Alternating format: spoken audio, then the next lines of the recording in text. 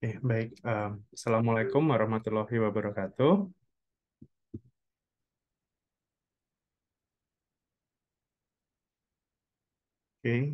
Selamat malam semuanya.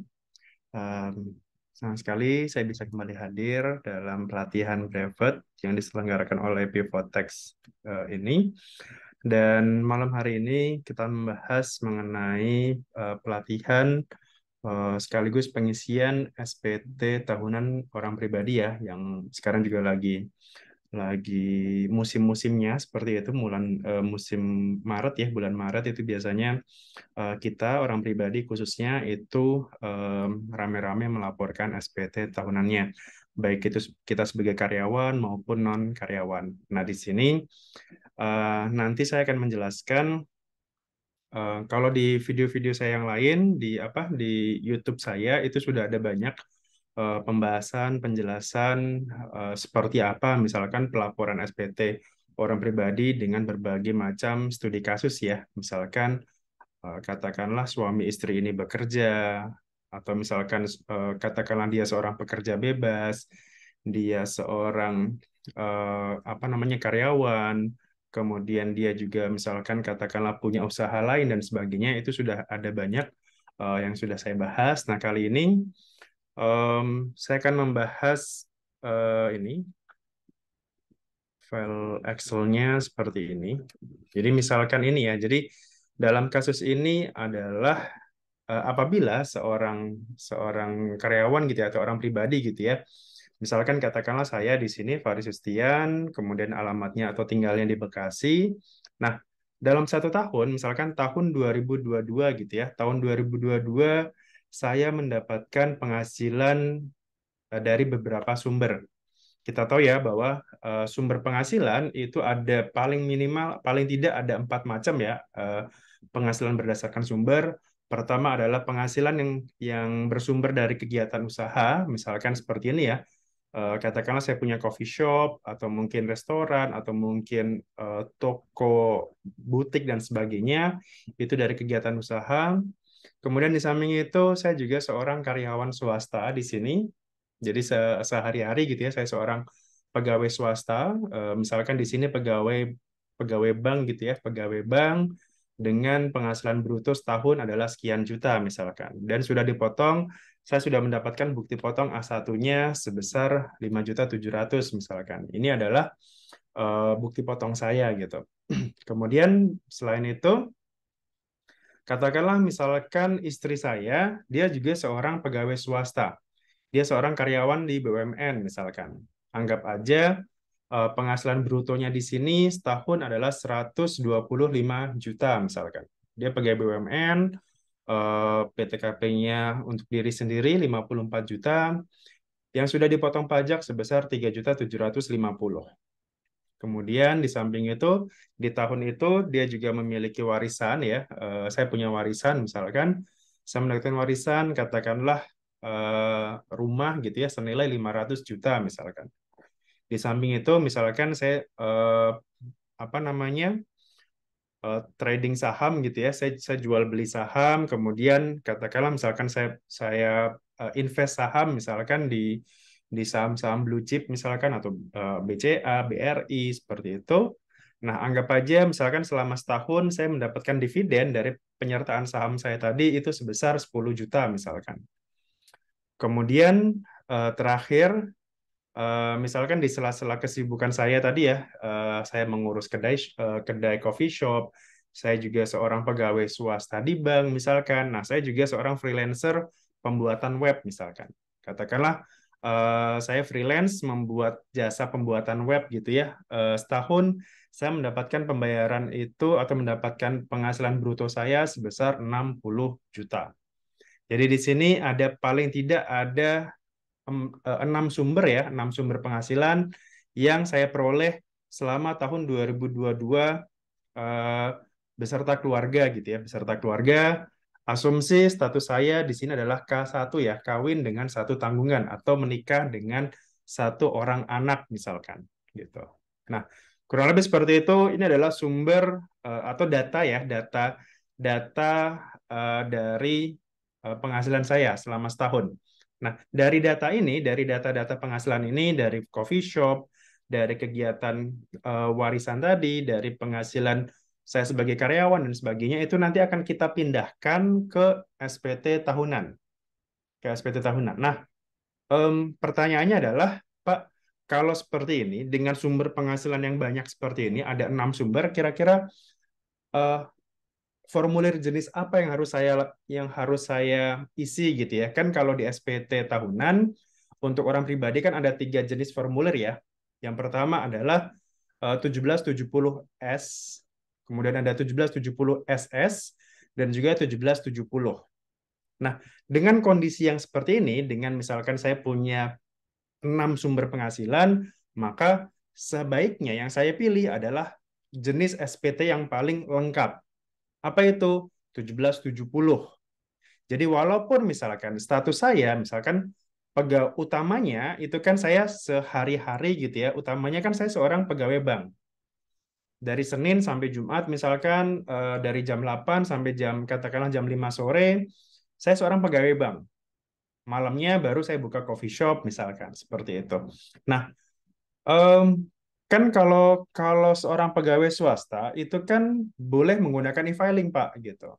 Kan kalau pegawai swasta atau PNS gitu kan lapornya biasanya menggunakan e-filing ya. E-filing itu ada dua.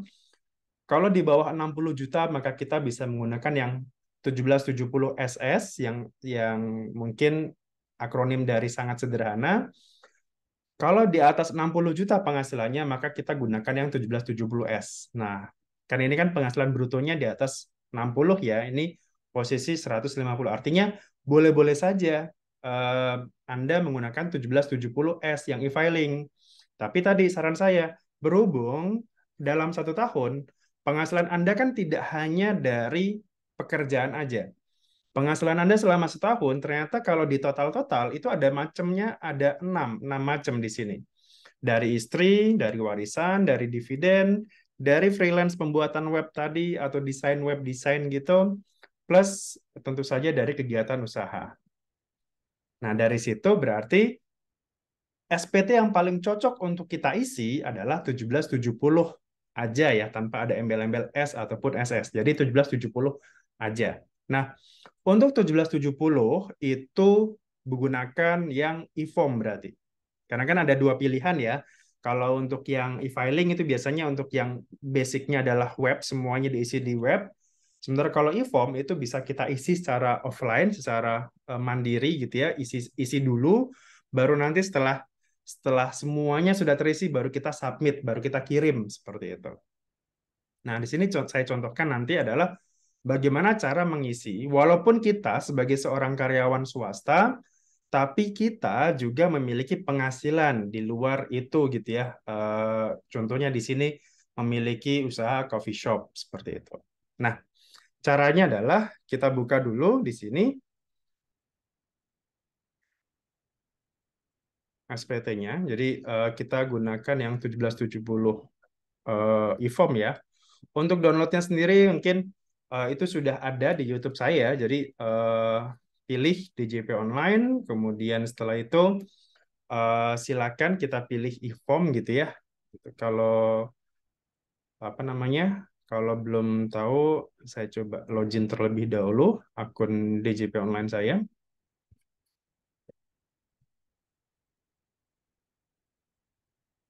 Tapi untuk sekedar downloadnya harusnya mungkin teman-teman sudah familiar ya gitu.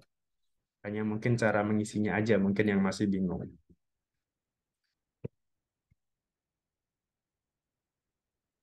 Oke, semoga jaringannya lancar malam hari ini.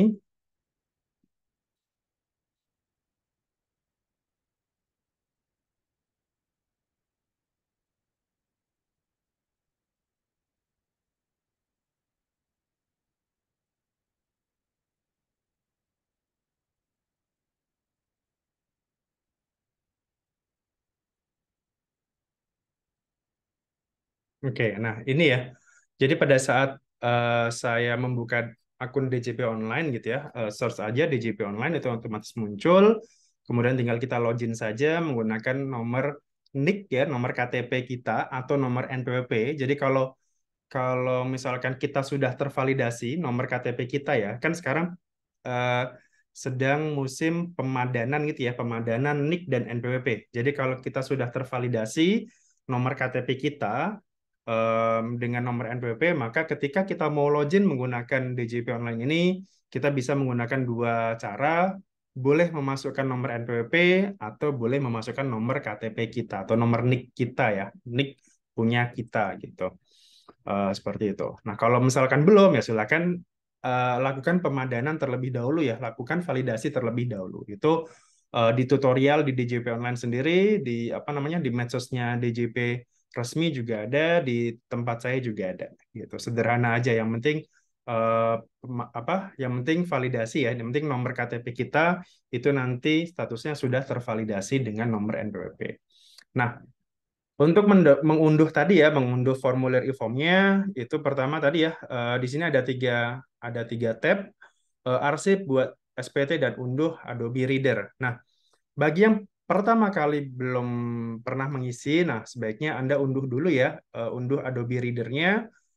Ini tinggal kita unduh saja di sini langsung. Kemudian kalau misalkan unduh tinggal diinstalasi aja. Nah, jangan lupa untuk pengunduhnya itu gunakan yang gratis ya, yang versi gratis, jangan yang versi berbayar gitu. Jadi kalau misalkan kita menggunakan Windows gitu ya, kita pilih dulu sistem operasinya Windows 11 atau Windows 10 ya. Mungkin yang sekarang yang masih banyak digunakan adalah Windows 10 mungkin.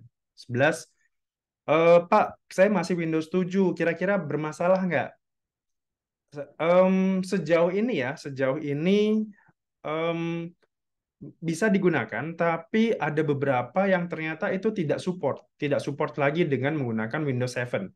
Maka sebaiknya saran saya, ketika misalkan laptop Anda atau PC Anda itu masih menggunakan sistem operasi masih berbasis Windows 7 atau bahkan yang dulu jadul banget ya, yang XP atau bahkan yang Vista atau bahkan XP, ini kayaknya juga udah nggak bisa digunakan gitu. Jadi saran saya ketika Anda masih menggunakan yang Windows 7, sebaiknya upgrade aja langsung ke Windows 10 gitu ya. Atau mau yang terbaru juga silakan yang Windows 11 gitu.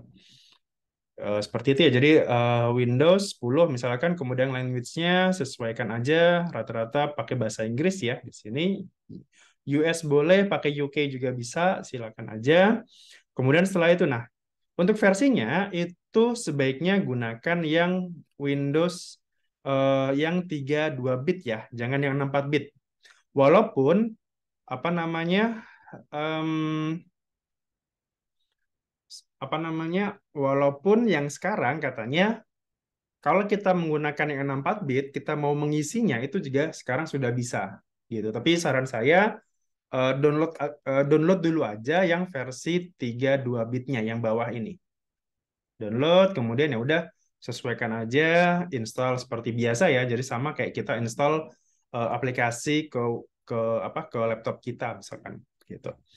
Kemudian pertanyaan Pak, bisa nggak ini saya isi lewat MacBook saya misalkan, yang sistem operasinya macOS? Bisa gitu ya. Jadi kalau kalau kita menggunakan MacBook misalkan, ini bisa juga bisa pakai Mac, bisa juga pakai saya nggak tahu apakah Linux bisa ya. Cuman eh, sementara sih yang pasti sudah bisa itu menggunakan macOS. Yang terbaru ya, kalau MacBook sekarang kan kalau nggak salah sekarang bentuk macOS terbaru apa ya? macOS terbaru itu Ventura ya. macOS terbarunya Ventura, kemudian langsung pilih aja, langsung download aja seperti biasa. Jangan lupa ya, Adobe yang versi gratis ya, Adobe Reader DC ya, jangan yang Pro, karena kalau yang Pro itu malah tidak bisa buat mengisi. Gitu. Jadi sebaiknya silakan pilih yang Adobe Reader saja, yang versi terbaru sebaiknya. Nah, kalau sudah diinstalasi seperti biasa, kita isi apa namanya? Ya tinggal next next next next seperti aja ya. Nah, kalau sudah berhasil kita instalasi, maka eh, file yang sudah kita download, e-form yang sudah kita download itu otomatis bisa terbaca seperti ini. Jadi bentuknya, jadi sebenarnya e-form itu adalah sebenarnya form SPT, tapi dijadikan bentuk PDF dan bisa kita isi secara eh, otomatis gitu ya, secara terkalkulasi seperti itu. Sudah otomatis nanti akan menghitung kira-kira pajaknya berapa gitu. Jadi bisa diisi secara manual, bisa juga secara sistem. Yang warna-warna kuning ini biasanya sudah otomatis, sudah terisi sendiri, sudah otomatis nanti akan menghitung sendiri. Tapi kalau yang masih kolom-kolom warna putih ini itu biasanya sebaiknya diisi secara manual seperti itu. Nah, lampiran pertama itu selalu dimulai dari lampiran paling belakang. Jadi SPT tahunan itu mengisinya dari lampiran paling belakang biasanya.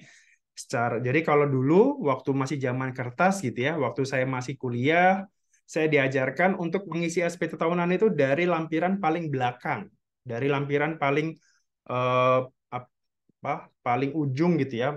Kalau orang pribadi berarti dari lampiran 4. Jadi dari lampiran 4 ke lampiran 3, lampiran 3 ke lampiran 2, lampiran 1 sampai nanti di induk SPT-nya. Induk SPT ini hanya istilahnya hanya merangkum saja kira-kira SPT saya itu isinya apa saja gitu. Jadi kalau induk itu dia hanya rangkuman, tapi yang penting adalah kita harus mengisi per layar-layar tadi, per lapisan atau lampiran-lampiran tadi. Lampiran 4 di sini adalah harta, kewajiban, dan daftar keluarga. Nah, ini yang harus kita isi ya. Khusus untuk harta itu harus kita isi, minimal harus ada satu item. Jadi nggak boleh dikosongkan. Paling gampang ya, kita tulis aja uang tunai. Kemudian harta perolehan atau tahun perolehan adalah tahun ketika kita membelinya atau mendapatkannya. Harga perolehan adalah harga pada saat kita beli atau pada saat kita mendapatkan. Atau kalau misalkan yang sifatnya liquid, sifatnya kayak uang tunai, kayak tabungan, adalah saldo akhir tahun. Jadi kalau di sini tahun 2022, maka saldo akhir tahun kita kira-kira berapa? Misalkan ya, saya punya tabungan nih, saya punya tabungan seperti ini, kemudian tabungan di bank mana? Misalkan di bank Jago gitu ya. Kemudian tahun berapa saya buka rekeningnya? 2022. Saldo akhir tahun per 31 Desember kira-kira berapa? Misalkan katakanlah ada berapa nih? 121 ya. Kita sekarang aja gitu ya. Misalkan ini adalah saldo akhirnya. Kemudian nomor rekeningnya berapa? Misalkan seperti ini ya, gitu. Yang lainnya, misalkan, Pak, saya punya harta berupa rumah, tapi KPR. Bisa nggak saya masukkan ini? Ini juga sering banyak ditanyakan dan sudah saya bahas juga. Maka, kalau misalkan kita beli rumah secara KPR, kita tambahkan aja rumahnya. Rumah itu kodenya adalah 06 1 ya, 061 ini rumah gitu ya. Kemudian saya belinya tahun berapa? Saya beli tahun 2015 misalkan. Pada saat itu saya beli rumahnya berapa? Kira-kira beli rumahnya itu berapa? Misalkan eh, 2015 saya beli rumah di Bekasi, misalkan harganya waktu itu masih 500 juta misalkan. Ya ditulis 500, walaupun sekarang mungkin harganya sudah miliaran ya, sudah 1 miliar, sudah 1,5 dan sebagainya, tetap ditulisnya yang harga perolehan. Jadi tidak mengikuti harga pasar, tapi harga perolehan. Kalau gitu berarti nilainya nggak berubah dong, Pak? Iya. Pak, bagaimana kalau misalkan ternyata rumah ini nanti saya jual? Ya sudah, berarti kalau dijual ini tinggal dihapus aja. Gitu ya. Jadi ketika harta itu sudah tidak kita miliki, ya sudah silakan itu dihapus. Gitu. Atau misalkan berubah, katakanlah misalkan mobil gitu ya. Mobil misalkan dari sedan pindah ke SUV misalkan. Ya udah tinggal dihapus atau diganti aja gitu asetnya gitu. Yang penting itu harus terrekord dengan benar. Harus ada kontinuitasnya gitu. Misalkan rumah tinggal 2015, ya sudah dari SPT 2015 rumah ini tetap harus kita masukkan di harta kita. Jangan sampai misalkan tiba-tiba Pak, ini rumah saya beli 2015. Saya lapor di tahun 2015. Habis itu rumah ini nggak pernah saya laporkan lagi. Tiba-tiba di tahun 2022 saya munculkan lagi rumah itu. Maka kemungkinannya apa? Maka nanti sama DJP, sama pemerintah, maka akan dianggap, loh, kok Faris ini tiba-tiba punya harta 500 juta ya? Ini kan 500 juta harta ini. Loh, berarti 2000 apa berarti tahun 2022 dia punya penghasilan dong sebesar 500 juta. Ya kan pasti mikirnya seperti itu. Kenapa? Karena secara basic rumus penghasilan itu kan sama dengan harta plus konsumsi. Artinya, ketika kita mengakui adanya harta 500 juta, kita baru isi, walaupun ini tahun 2015 ya, kita baru menampakkan itu di SPT 2022, maka seolah-olah saya memiliki penghasilan di tahun 2022 sebesar 500 juta. Padahal kalau kita compare tadi ya, kalau kita compare dengan jumlah penghasilan saya, ya sebenarnya nggak match gitu ya. Karena itu belum dikurangi dengan biaya hidup. Penghasilan itu kan sama dengan biaya hidup plus harta. Jadi harusnya harta itu akan selalu lebih kecil dibandingkan dengan penghasilan kita di tahun tersebut. Ya kan? Jadi misalkan setahun saya dapat penghasilan 500 juta. Nggak mungkin dari 500 itu saya langsung buat seluruhnya untuk beli harta, nggak mungkin. Pasti sisanya ya ada yang saya buat makan sehari-hari, biaya hidup, cicilan rumah, segala macam seperti itu. Maka tadi ya, apa pentingnya sebuah kontinuitas itu. Jadi ketika misalkan saya sudah beli rumah dari tahun 2015, kemudian saya sudah lapor SPT dari tahun 2015, ya sudah, rumah itu harus kita selalu bawa, harus selalu kita isi. Di SPT 2015, SPT 2016, 17, dan seterusnya. Sampai nanti ternyata rumah itu kita jual. Kalau dijual ya sudah, berarti nanti tinggal dihapus aja, tinggal diganti bisa atau dihapus juga boleh. Gitu. Itu ya, jadi yang penting seperti itu. Kemudian ini kita isi apa? Ya, boleh isi nomor PBB-nya bisa ya. PBB berapa gitu ya.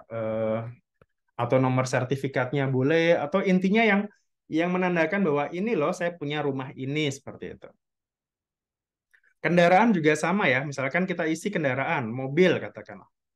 Makanya kan harta ini sebisa mungkin, sedetail mungkin lebih bagus gitu. Mobil itu di 043, kemudian apa misalkan tuh yang lagi booming sekarang itu apa mobil Hyundai ya, Hyundai Stargazer misalkan tahun 2022 belinya saya nggak tahu harga harga Stargazer berapa ya, 300 ya, ya nggak apa 300 lah ya.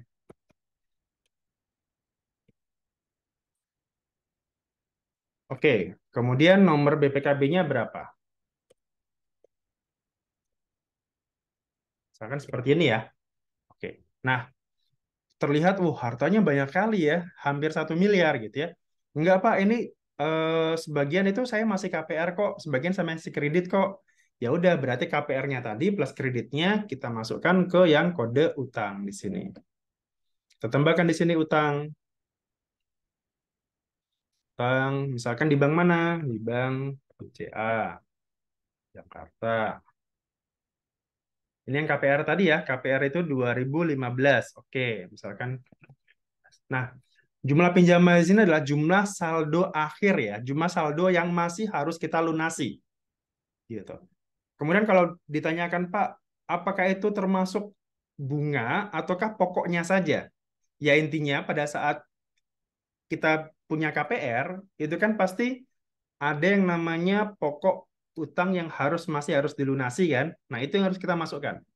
Jadi kita minta data ke bank ya, ke bank BCA misalkan, Pak, kira-kira saldo akhir tahun utang saya sisa berapa? Gitu. Pokoknya dari situ. Entah itu hanya pokoknya saja, entah itu plus dendanya, entah itu plus bunganya segala macam. Intinya yang tersisa, yang masih harus saya lunasi kira-kira berapa? Misalkan ya, 2015 dulu KPR-nya 500, anggap aja masih sisa ya 350 deh. Nah kan mungkin ya banyak bunganya ya, misalkan seperti itu. Anggap aja seperti ini. Kemudian KPR, kemudian mobil misalkan. Mobil saya juga beli kredit misalkan. Oke, tambah lagi kredit. Di mana misalkan di BCA Finance misalkan sama juga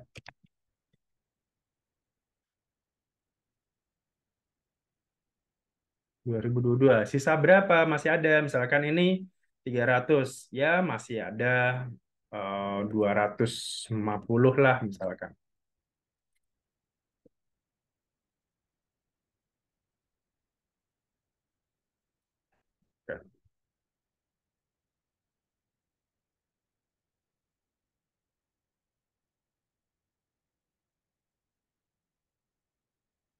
Misalkan seperti ini ya. Oke, ini tadi tentang utang dan tentang harta. Kemudian keluarga, nah keluarga juga diisi ya. Tadi kan kalau saya kan statusnya berarti menikah dengan satu orang anak. Nah, berarti ini kita isi nih nama istrinya, nama anaknya siapa. Misalkan nama istri ya, kan nama istri, niknya berapa, ditulis, hubungannya istri, di sini karyawan gitu ya. Kemudian yang kedua nama anaknya,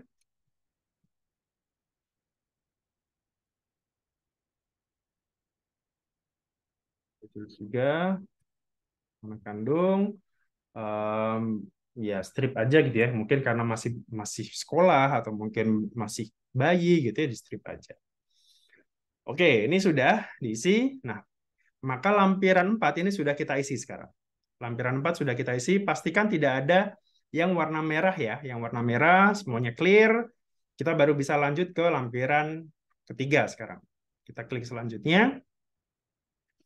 Lampiran 3 adalah lampiran yang bersifat penghasilan yang bersifat final, tidak termasuk objek pajak atau penghasilan istri yang dikenakan pajak secara terpisah. Nah, ini juga poin pentingnya ya ada di sini tadi.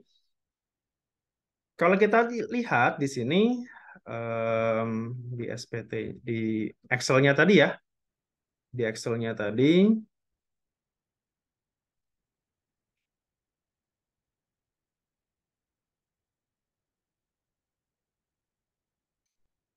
oke.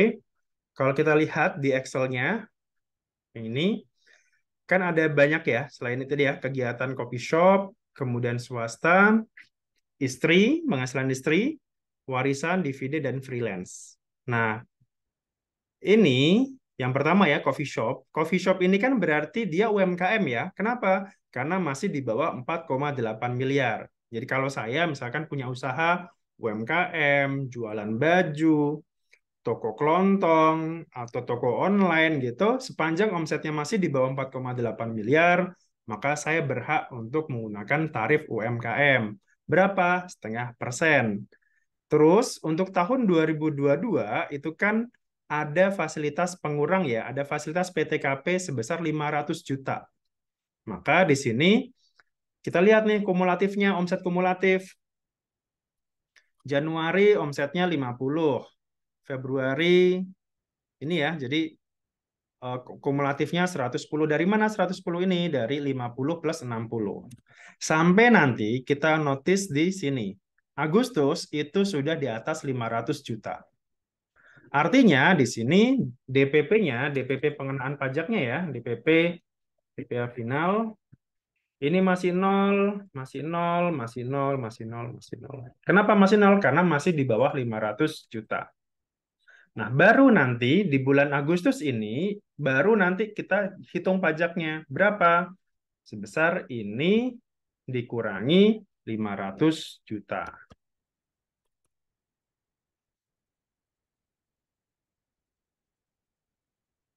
Baru setelah itu, kemudian DPP-nya berapa? DPP-nya sesuaikan dengan omset per bulan. Gitu. Jadi kalau sudah melewati 500 juta, maka ini baru sebesar omset tiap bulannya berapa. Ini ya, seperti ini. Kemudian pajaknya berapa PPh finalnya? Ya berarti ini kita kalikan 0,5%. 0 kalau dikalikan setengah persen kan 0 ya. Nah, ini baru dikalikan segini. Oke, nah pajaknya berarti segini. Kita jumlahkan semua. Oke, nah pajak yang harus dibayarkan berarti sebesar 2.080.000 ya. Ini kenapa? Karena UMKM. Kemudian kok baru bayarnya Agustus, Pak? Kenapa nggak dari awal tahun? Karena saat ini ada fasilitas ya, PTKP sebesar 500 juta. Jadi pada saat kumulatifnya itu sudah di atas 500, dan kebetulan itu di bulan Agustus, maka di bulan Agustus, khusus bulan Agustus ya, itu berarti 500 ini, 537 dikurangi 500. Berapa? Berarti 31 juta ya. Kita kalikan setengah persen.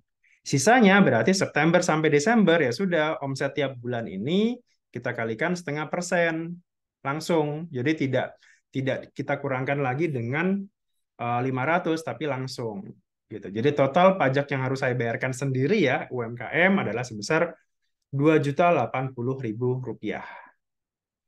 Nah, ini yang kita masukkan. Ini kita masukkan kemana? Ke SPT yang ada di sini. Kita centang ini ya, nomor 16. Kita centang di sini. Nah, ini angka ini angka ini apa namanya? Ini harusnya masih nol ya karena kemarin masih belum saya hapus. Nah, pada saat kita centang ini otomatis akan masuk ke sini PP 23 atau 55 ya. Jadi sekarang itu aturan terbaru itu ada di PP 55, PP nomor 55. Jadi kita centang ini, sorry, kita klik ini. Nah, ini ya. Ini harus kita ganti ya. Ini kan ada 12 bulan nih tadi, November, Desember. Nah, ini yang kita ganti tadi ya. Kita ganti omsetnya berapa tadi, peredaran brutonya. Kan berarti kita cek di SPT apa di Excel-nya tadi ya. Bisa pakai apa namanya? em, Istilahnya bisa pakai impor, bisa juga pakai satu persatu. Nah, misalkan ini 50 Januari, Februari 110 peredaran brutonya, misalkan ini 50, terus berapa di sini? Oh, sorry, yang ini ya. 50, 60, 65, 55, 70. Oke, kita isi dulu. 50, 60. Nah, saya agak lemah dalam mengingat. 65, 55, 70. Oke, 65, 55, 70. Kita masukkan ke sini. 65, 55. Pajaknya masih nol ya, karena tadi baru di bulan Agustus nanti. Kemudian Mei itu 70. Oke, kemudian Juni. Juni berapa tadi? Juni 76, Juli 80, Agustus 75, September 76, 80, 75, 75. Oke, 76. Tadi 70 ya. Saya short term memory. 80, 80, 75, 75. Oke. 80, 75. Oke, terus September 75 juga. Nah, Agustus kan baru baru ada pembayaran tadi ya. Nah, Agustus berapa tadi pajaknya? 155, ini 375. Oke. Kita cek di sini. 155, 375.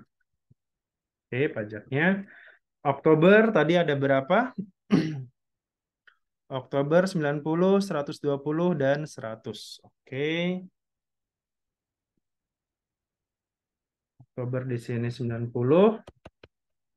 Berarti ini 450. Oke, terus kita ke next. November tadi 120. Berarti di sini adalah 600. Oke, kemudian di sini 100 dan ini 500. Oke, kita pastikan ya, 2.080.808. Oke, sama nggak dengan yang tadi? Oh, beda. 50, 60. Nah, berarti ada yang beda ya tadi ya. Kita coba cek lagi. 50, 60, 65, 55. Sama nggak dengan yang tadi?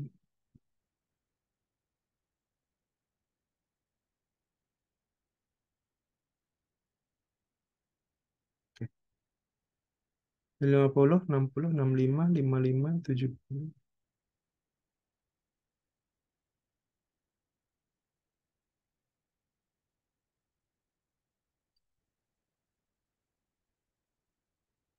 Oh, oh ini 120 juta. Oke, oke, salah. Oke, 120 juta. Oke, sudah benar ya.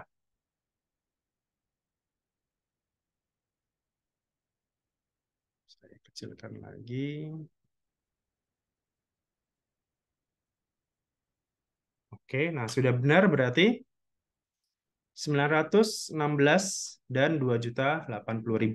Nah, pindahkan ini ke lampiran 3 tadi ya, kita pilih ya. Nah, kita pindahkan. Nah, kita cek lagi tadi sebelumnya. Nah, angkanya sudah muncul di sini, 900 juta dan 2.080.000. Ini adalah untuk yang coffee shop ya.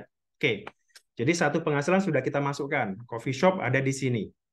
Jadi 900 juta tadi pajaknya cuma 2.080.000 karena kita dapat kortingan tadi ya, kita dapat diskon 500 juta. Tidak kena pajak. Kemudian cek lagi di Excel-nya. Penghasilan dari karyawan ini nanti. Nah, yang ketiga ya ini ya, penghasilan istri dari BUMN. Nah, kalau misalkan ternyata istri punya penghasilan dan NPWP-nya digabung, ini asumsi NPWP-nya gabung ya. NPWP gabung dengan suami. Jadi kan aturannya itu kan apabila satu keluarga penghasilannya tidak dipisah dan tidak ada pisah harta, maka NPWP istri sebaiknya gabung ke suaminya. Jadi istri tidak perlu menggunakan NPWP sendiri. Jadi cukup menggunakan NPWP suami. Nah, atas penghasilan istri ini, penghasilan istri, asumsi dia hanya dari satu pemberi kerja. Jadi penghasilan istri dari satu pemberi kerja, dari BUMN saja, maka angka 125 juta ini dan 3.750 ini bisa kita masukkan ke nomor 15. Di sini ya, penghasilan istri dari satu pemberi kerja. Artinya di sini tinggal kita masukkan aja 125, kemudian pajaknya berapa tadi? 3750. 3.750.000 ya, kita cek tadi. Di sini ya, 3.750.000 rupiah.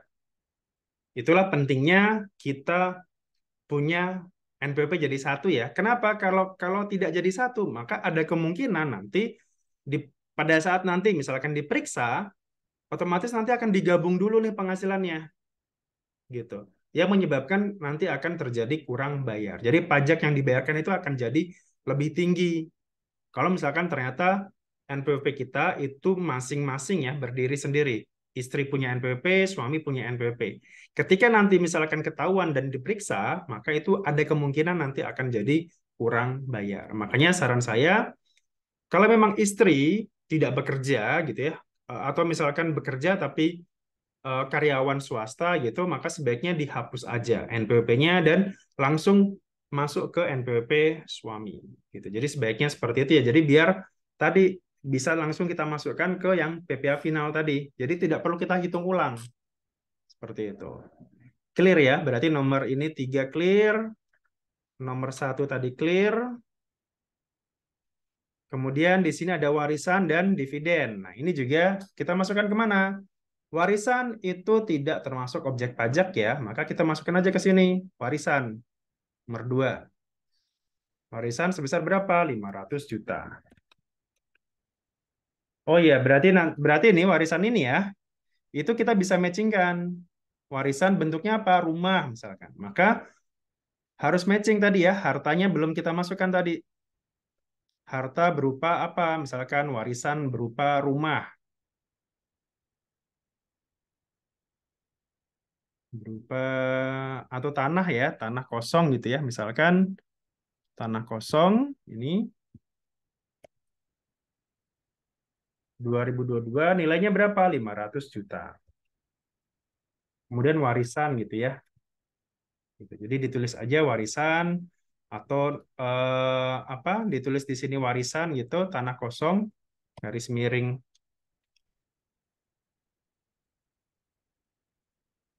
Kemudian di sini nomor PBB-nya berapa gitu ya, atau nomor sertifikat tanahnya berapa gitu, seperti itu. Boleh seperti ini ya. em, jadi warisan ada di sini sebagai harta dan untuk penghasilannya itu kita masukkan ke sini. Penghasilannya di sini ya. Jadi kalau nilai nominalnya itu kita masukkan ke sini, bentuknya apa, bentuknya harta itu bentuknya apa, kita masukkan di daftar harta tadi. Gitu. Jadi balance. Oh, ternyata saya punya 500 juta, penghasilan 500 juta itu itu dari warisan. Clear berarti kan saya punya harta di tahun 2022 500 juta, ketika kita cross check di SPT-nya, oh ini dari warisan. Oke, selesai gitu. Kemudian dividen. Dividen itu sekarang kan tidak lagi dikenakan pajak ya, asalkan diinvestasikan. Nah, ketika diinvestasikan, misalkan gini, kayak tadi, misalkan saya beli katakanlah berapa lot Bank BCA gitu ya. Misalkan saya beli eh, 50 lot saham gitu ya, 50 saham BCA misalkan. Kemudian pada saat mereka bagi dividen, dapatlah tadi saya dapat dividen 10 juta. Kan biasanya kalau kita main saham gitu ya, kalau kita beli saham, kan pada saat kita dapat dividen itu kan langsung masuk ke rekening apa namanya? Rekening penampungan kita gitu kan. Rekening penampungan bank-bank yang biasa kita buat beli saham seperti itu. Nah, itu dianggap sebagai tabungan juga kan.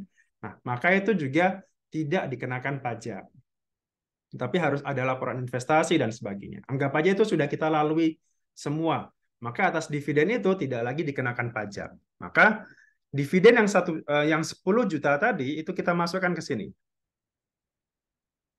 Oke, yang mana ya?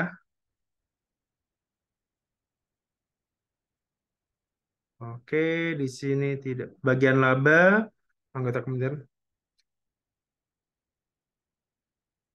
Sebenarnya boleh penghasilan lain yang tidak termasuk objek pajak. Nah, masukkan. Berarti masukkan ke bagian C saja ya di sini ya. Penghasilan yang dititulkan dari objek pajak penghasilan. Berapa tadi? 10 juta. Boleh masuk sini, boleh juga masuk sini ya. Cuman di sini adalah khusus untuk anggota CV, tidak atas saham, persekutuan, perkumpulan, firma, kongsi. Lebih cocoknya sih sini ya. Penghasilan lain yang dikeluarkan dari objek PPH. Karena memang itu bukan lagi objek pajak. Oke, berarti tadi sudah ya, warisan dan dividen sudah kita kasih warna. Oke, warisan dividen sudah, tinggal dua nih, nomor 6 dan nomor 2 sekarang yang belum kita masukkan di SPT. Nah, maka itu harus kita masukkan kemana? Nomor 2 dan nomor 6 tadi. Ini sudah ya, lampiran 3 sudah. Sekarang kita masuk ke lampiran 2. Lampiran 2, caranya berarti kita centang ini dulu. Sorry, kita klik ini dulu ya. Baru nanti selanjutnya. Oke, nah sekarang di lampiran 2 sekarang. Lampiran 2 ini adalah terkait dengan kredit pajak atau bukti potong. Kalau lihat tadi, dilihat di Excel-nya, nah, karyawan swasta ada bukti potong. Angka ini 5.700.000 itu yang akan kita masukkan. Kenapa? Karena ini sebagai kredit pajak, sebagai pengurang penghasilan PPh penghasilan kita. Maka di sini bukti potong ini kita masukkan. Pak, boleh nggak bukti potong istri kita masukkan juga? Nggak boleh. Kenapa? Karena ini sudah final. Gitu. Kan tadi kan sudah dimasukkan di penghasilan final ya, maka bukti potongnya juga tidak boleh kita masukkan di kredit pajak gitu. Hanya yang dari suami saja berarti yang boleh gitu. Jadi 5.700.000 ini kita masukkan di lampiran nomor 2 tadi. Gitu. Kita tambah di sini. Namanya siapa tadi? Misalkan bekerja di Bank Jago ya. Bank Jago. NPWP-nya berapa? Misalkan ya. Ini dummy aja ya NPWP-nya. Oke. Nomornya berapa? Misalkan ya nomor bukti potong lah ya. Kemudian bukti potong itu biasanya tanggal 31 Januari. Kemudian jenisnya apa? Pasal 21. Kemudian tadi nilainya adalah 5.700.000. Oke, pastikan sama ya. 5.700.000 tadi. Oke, ini 5.700.000. Oke, bukti potongnya sudah. Sekarang kita masukkan bukti bukti potongnya ya. Nah, penghasilannya itu kita masukkan kemana ini? Yang bruto ini kita masukkan kemana? Kita masukkan ke halaman atau lampiran 1. Ini ya, ini kan lampiran 2 nih sekarang. Kita lanjut ke lampiran 1 sekarang. Nah, lampiran 1 itu ada 2 halaman.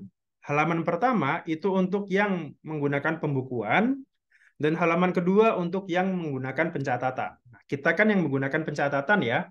Di sini sudah otomatis pencatatan, maka kita pilihnya yang halaman 2. Jadi halaman 1 ini kita skip aja, jadi langsung ke halaman 2. Halaman 1770, lampiran 1, halaman 2. Nah, ini tadi ya. Untuk yang penghasilan dari Bank Jago tadi sebagai karyawan swasta, kita masukkan di sini bagian C. Jangan lupa, bagian C. Penghasilan neto dalam negeri sehubungan dengan pekerjaan. Kan kita sebagai karyawan ya. Nah, kita masukkan ke sini. Namanya tadi, Bank Jago tadi, NPWP-nya berapa tadi? Iya, kita karang aja ya. Tadi, kemudian namanya siapa? Bank Jago. Penghasilan brutonya berapa? Tadi ya, kita cek di penghasilan brutonya 150 pengurangnya 9 juta. Oke. 150 di sini pengurangnya 9 juta. Oke. Sudah 150 9 juta. Oke, clear 141. Nah, oke. Ini sudah nih yang nomor 2. Yang nomor 2 sudah. Tinggal nomor terakhir berarti freelancer pembuatan web, web design. Kita freelance. Nah, eh, karena kita menggunakan pencatatan, maka kita menggunakan norma. Kan kalau di SPT, kalau di orang pribadi mungkin sudah dibahas di apa? Dibahas di eh, apa namanya materi PPh orang pribadi ya. Kan untuk menghitung PPh orang pribadi itu ada 3 cara. Pertama menggunakan pembukuan, kedua menggunakan norma atau pencatatan, ketiga adalah kalau dia UMKM. Nah ini semuanya ada nih. UMKM-nya ada, pekerjaannya ada, normanya juga ada. Norma yang apa? Norma yang pembuatan web tadi. Nah, kita masukkan kemana? Ke yang jasa. Jasa atau pekerjaan bebas ya, sama aja. Kita pilihnya anggap aja yang pekerja bebas, boleh. Nilainya berapa? 60 juta. Kemudian pertanyaannya, Pak, apakah 60 juta itu semuanya itu dianggap sebagai penghasilan neto? Enggak. Kalau kita pakai norma, artinya kita ada persentasenya. Nah, untuk mencari persentase itu ada di lampiran 1 ya, lampiran 1 per 17 tahun 2015. Ini adalah daftar norma-norma untuk semua jenis kegiatan usaha. Tadi ya, misalkan kita pilih web tadi. Web itu ada di nomor 1151 atau dengan clue 62010. Berapa persentasenya? 50%. Kebetulan di sini ada 3 kolom, tiga-tiganya 50%. Kenapa dibedakan? Karena untuk yang norma itu kan ada tiga kolom ya. 10 ibu kota lain dan daerah lain. Nah, anggap aja misalkan dia tinggalnya kan di Bekasi ya. Di Bekasi itu kan berarti bukan ibu kota, bukan 10 ibu kota juga, maka kita pilihnya yang 50% di sini. Artinya apa? kegiatan pemrograman komputer ya, misalkan termasuk juga web design, pembuatan software, pembuatan aplikasi segala macam, penghasilan netonya atau penghasilan bersihnya itu dianggap 50%. Artinya di sini kita kalikan 50. Maka di sini berapa? 60 kali 50%. Maka di sini 30 juta. Oke. Kerjaan bebas boleh dimasukkan ke nomor 4, boleh dimasukkan ke nomor 3. Nggak ada masalah. Yang penting persentasenya ini benar. Gitu. Pak, misalkan saya kegiatan usahanya itu adalah guru atau dosen misalkan. Dosen, kita cari dosen ada nggak di sini? Oh, nggak ada. eh Guru, jasa Biro Perjalanan Wisata, bukan. Jasa pendidikan, olahraga, dan rekreasi. Oke, jasa. Ini ya termasuk guru. Guru itu 30, 27, dan 25. Dokter ada nggak? Dokter ada. Dokter umum itu 50, dokter spesialis 50, dokter gigi 50. Pak, kalau notaris ada nggak? Notaris ada juga. Notaris itu 51, 50, 50. Tadi ya ada batasannya. 10 ibu kota lain, dan daerah lainnya. Untuk lebih jelasnya itu ada di Per 17 2015 gitu ya, terkait dengan norma. Jadi semua kegiatan usaha ada di sini. Termasuk misalkan konsultan pajak. Berapa konsultan pajak? 50% netonya. Jadi misalkan omset dia 500 juta, ya berarti dianggap penghasilan netonya adalah 250. Nah, berarti ini sudah ya. Oke, berarti clear. Tadi sudah ya, semuanya udah masuk. Nomor satu sudah, 2, 3, 4, 5 sudah, 6 sudah semua. Nah, berarti kalau sudah, kita masuk ke SPT-nya ini, udah semua, kita masuk ke induk sekarang. Nah, induk ini hanya, ya sudah, cuman rekapan saja gitu ya, rekapan aja. Tinggal kita pilih aja di sini PTKP-nya. Tadi PTKP dari, eh, tadi kan K1 ya, kawin dengan satu tanggungan. Oke, 63. Maka yang terjadi adalah dia akan terjadi kurang bayar. Kenapa kok kurang bayar? Karena ada penghasilan yang belum dikenakan pajak. Apa itu? Yang dari web design tadi. Web design yang 30 juta ini itu kurang bayar. Kenapa? Karena ya kita harus bayar sendiri ya. Sementara kalau yang dari pekerjaan itu sudah dipotong, sudah clear. Pak, kalau misalkan tidak saya laporkan ini, dari penghasilan ini tadi tidak saya laporkan, harusnya kan saya bayar nihil ya. Kita coba ya, cek apakah benar nihil. Oke, misalkan kita tadi ini nggak kita laporkan. Ini juga ya. Oke, kita cek. Nihil memang. Kenapa nihil? Karena penghasilan yang dari pekerjaan, yang dari Bank Jago tadi, itu sudah sama. Itu sudah dipotong nilainya sama. Artinya ini pakai e-filing pun ya bisa gitu ya. E-filing itu kan ya nihil ya biasanya ya. Digunakan untuk yang tidak ada penghasilan lain di luar itu. Cuman tadi kan balik lagi di awal, karena Faris Justian ini punya penghasilan macam-macam.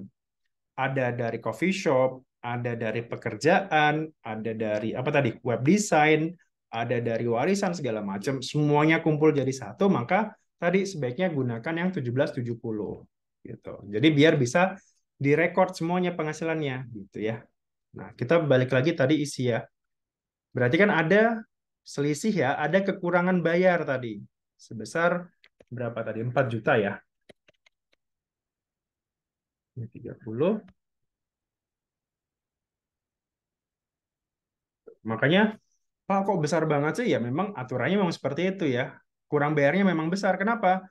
Karena sebenarnya pajak yang seharusnya dibayar setahun itu adalah sebesar 10.200.000 rupiah.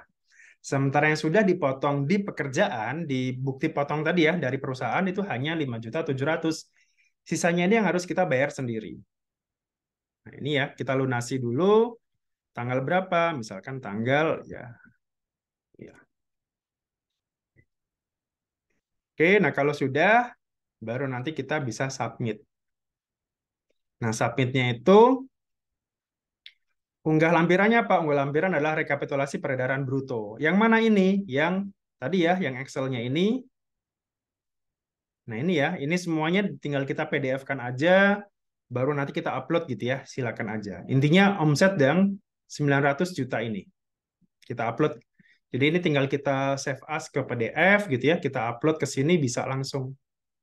Bukti potong tadi ya, kita upload juga. Bukti potong yang mana? Yang dari Bank Jago. Yang dari Bank Jago kita upload. Kemudian kurang bayarnya ini harus kita lunasi dulu. Jadi kita nggak bisa submit ini, kita nggak bisa submit kalau ini belum dilunasi. Yang 4,5 juta ini belum dilunasi. Kita tambah dulu tanggalnya, misalkan tanggal kapan? Tidak boleh melebihi tanggal SPT. Oke, SPT-nya tanggal berapa?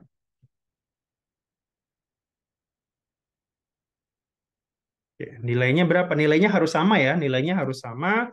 Tidak boleh ada selisih Rp1. Seperti ini, ya nggak boleh ya. Gitu. Jadi sebaiknya langsung, kalau misalkan ternyata ini kurang, dia masih kurang. Jadi harus lebih. Itu harus pas. Kebanyakan. Oke. Nah, kemudian NTPN-nya ya. Jadi kalau misalkan kita sudah bayar, itu kan pasti ada NTPN-nya. Gitu. Nah, baru setelah itu kita tinggal kita submit saja. Gitu. Kalau sudah ya berarti ini sudah berhasil kita laporkan ya. Pastikan pada saat kita submit ini itu apa namanya dalam kondisi sudah terkoneksi dengan internet. Gitu. Jadi pastikan ini ada internetnya. Oke, barangkali itu ya untuk apa namanya tutorial sekaligus cara pengisian SPT untuk orang pribadi apabila misalkan seorang karyawan itu memiliki lebih dari satu sumber penghasilan. Misalkan dia usaha, misalkan mungkin istrinya bekerja, karyawan swasta juga, di samping itu saya mungkin punya dividen, punya apa namanya, tadi ya dapat warisan segala macam, maka tadi cara mengisinya seperti itu. Oke, setelah ini silakan apabila ada pertanyaan, silakan dituliskan di kolom komentar dulu. Saya izin mungkin sekitar ya 3 menit untuk istirahat, untuk minum dulu. Gitu. Silakan di apa disampaikan di chat dulu. Saya kembali Oke, ke Rizky ya. oke, thank you Mas Faris. Sambil nunggu teman-teman juga mungkin ada pertanyaan, kita break dulu ya Mas Faris ya, sekitar 3 menit. Nah, teman-teman juga silahkan diketik di kolom chat atau mau ngobrol sama Mas Faris langsung, nanti silahkan raise hand aja. Mungkin ada pertanyaan di luar ini, kalau misalkan nanti Mas Faris ada waktu dan berkenan untuk jawab, teman-teman silahkan juga ya. Boleh, Karena silakan. kita menuju pertemuan akhir-akhir, harapannya nanti teman-teman bisa lebih aktif gitu ya.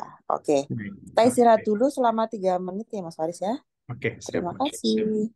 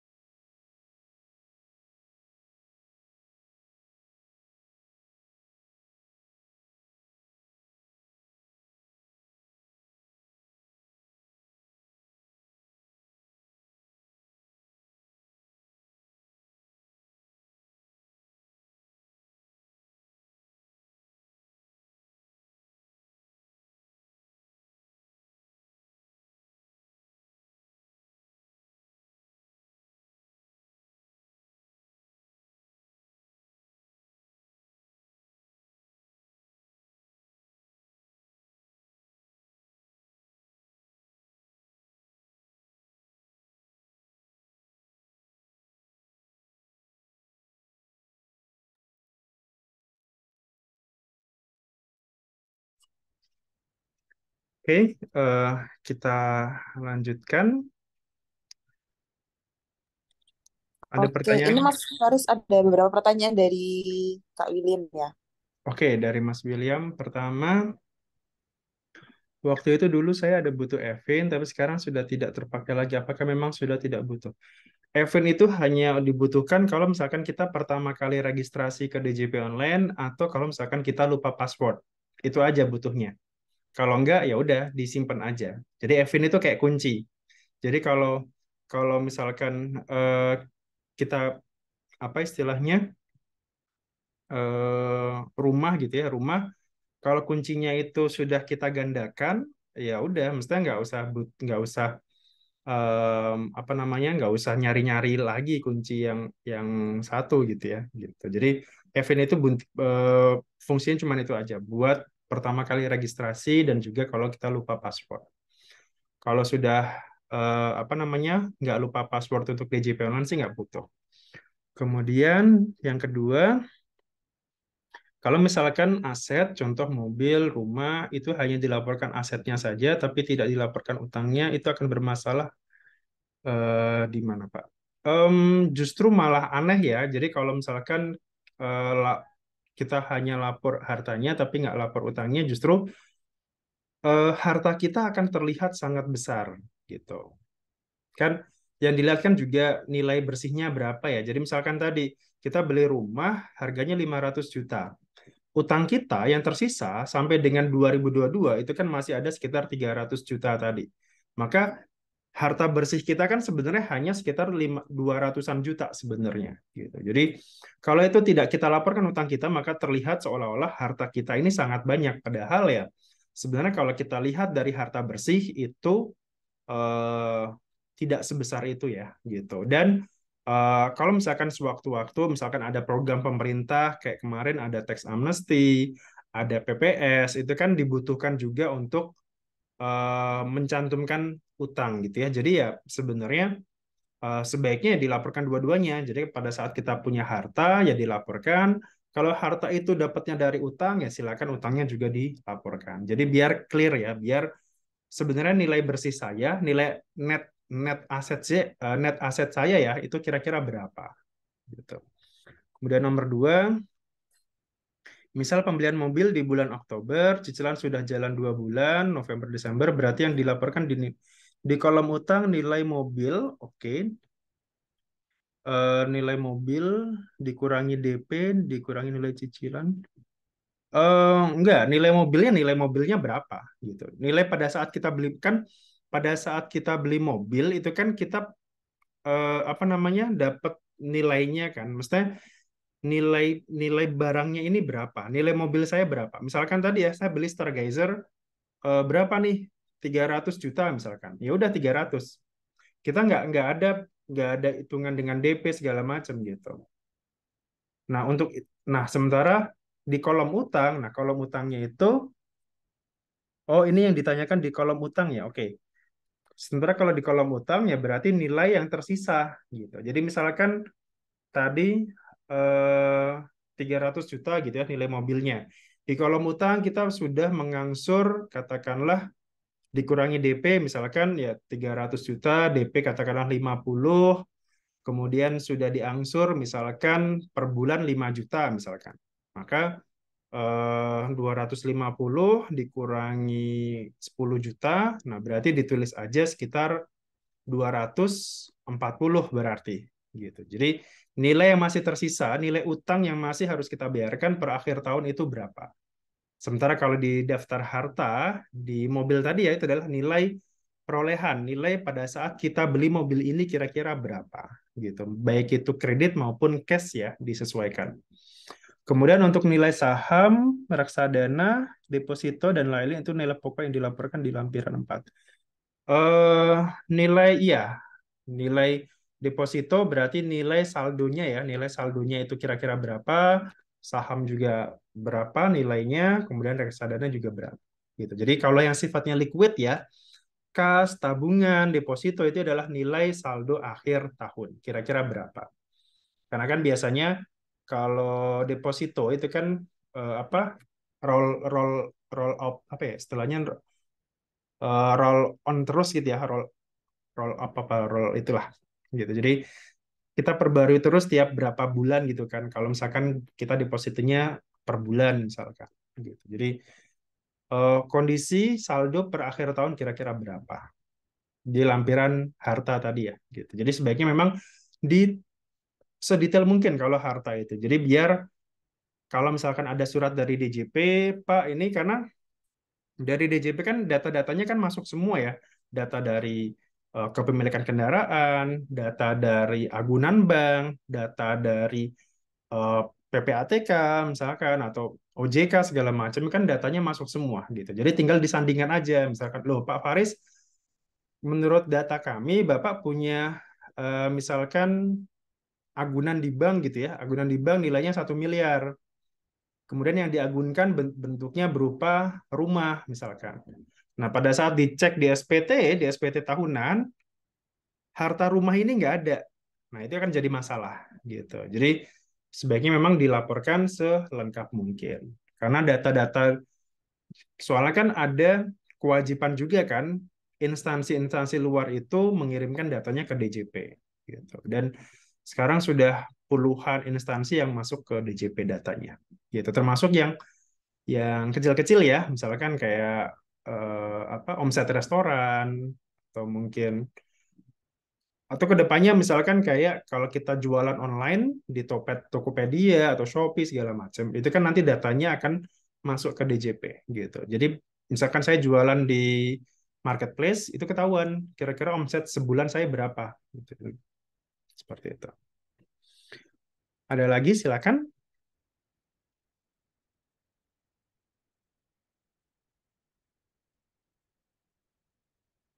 Ada tambah. Oke, di sini kasus khusus misal ada pembelian mobil atas nama kita. Oke.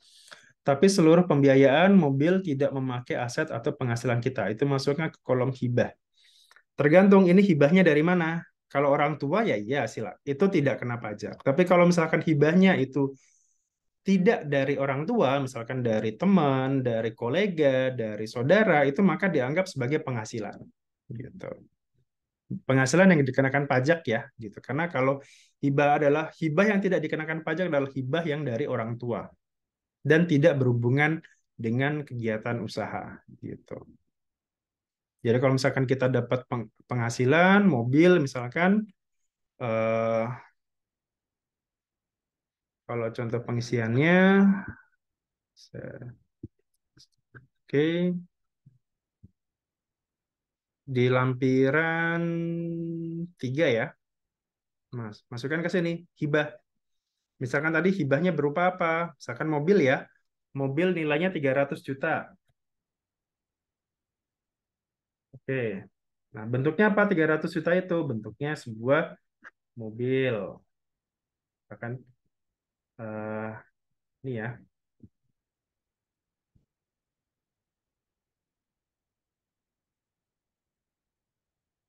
eh apa? 300 juta itu Toyota apa yang 300 juta ya? Eh apa sih? Rise ya. 300 seperti ini berarti. Gitu. Tapi pastikan ya, hibah yang tidak dikenakan pajak yang boleh dimasukkan ke sini, yang ini adalah hibah dari orang tua. Dari orang tua ke anak atau sebaliknya dari anak ke orang tua gitu. Oke, jadi masukkan ke nomor satu hibahnya. Sementara hartanya bentuknya apa? Misalkan, oh mobil. Atau misalkan bentuknya dalam bentuk saham misalkan. Oke, saham perusahaan gitu ya. Ya udah, masukin aja. Seperti ini. PT apa gitu ya, hibah dari orang tua misalkan. Jadi sebaiknya ditulis selengkap mungkin ya di daftar keterangan ini. Gitu.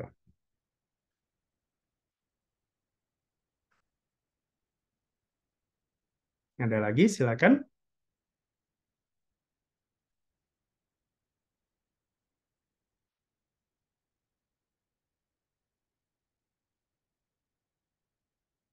Dari yang lain mungkin dari siapa di sini? Kira-kira ada yang kurang kurang jelas tidak?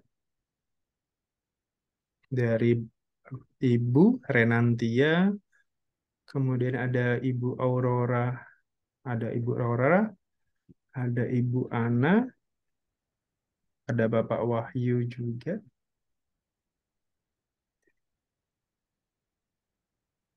Silakan.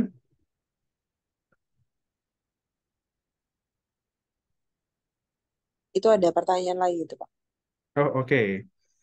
Untuk keterangan di aset bebas.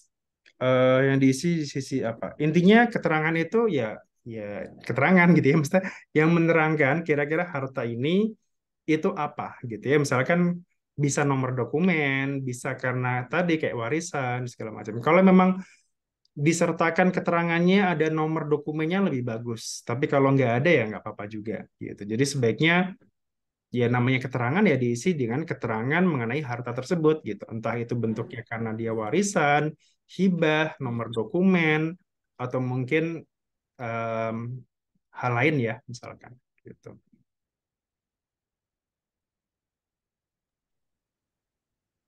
Oke, mungkin ada pertanyaan lain. Kan kalau tidak ada mungkin bisa kita tutup berarti. Oke. Besok Ini berarti besok, ya eh, besok, badan ya, PPA badan berarti. ya besok PP ya. Oke, ini teman-teman sudah nggak ada pertanyaan lagi ya. Jadi untuk hari ini kita tutup brevetnya. Kita ketemu lagi besok sama Mas Faris lagi ya, Mas Faris, Iya, untuk benar. materi brevetnya besok. Jadi thank you juga untuk Mas Faris untuk materi hari ini. Thank you juga untuk semua yang sudah hadir. Selamat istirahat, selamat malam, dan sampai ketemu besok kembali. Baik, Terima terima kasih. kasih. Besok jam setengah 8 juga ya berarti ya. Oke, besok jam 9:30. Siap. Baik, terima kasih Mbak Rizky dan Terima teman-teman. kasih.